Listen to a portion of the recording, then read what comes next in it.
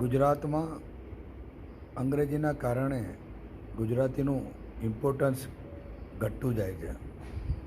આપણે લોકો અંગ્રેજીને ઇમ્પોર્ટન્સ વધારે આપીએ છીએ અને ગુજરાતીને ઇમ્પોર્ટન્સ ઓછું આપીએ છીએ. એમાં જ આપણે ગુજરાતી બધાની નબળી થતી જાય છે.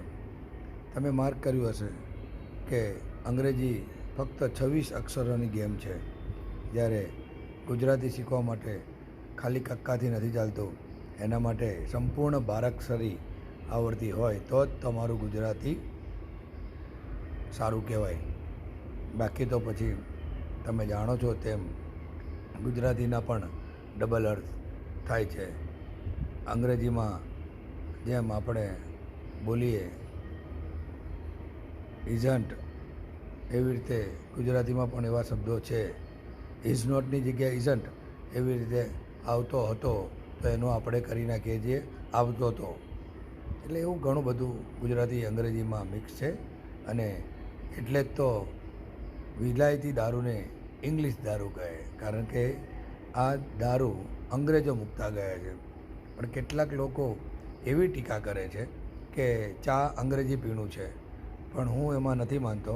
કારણ કે ક્યારેય ટીની આગળ ઇંગ્લિશ શબ્દ વપરાતો નથી કે ભાઈ આ દેશી ટી અને આ ઇંગ્લિશ ટી, એવું ક્યાંય તમે સાંભળ્યું હોય તો મને કહો.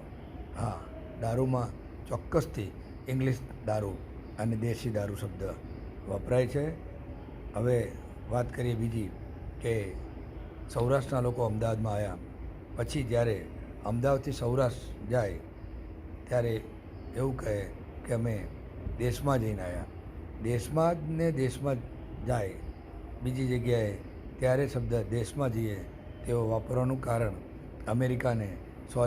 અમદાવાદને પહેલાં શરૂઆતમાં જ્યારે સૌરાષ્ટ્રથી અમદાવાદ તરફ લોકો આવ્યા ત્યારે અમદાવાદને વિલાયત ગણાતું. 1926માં હરદાસ બાપુ અમદાવાદ આવ્યા નાના રાજકોટથી.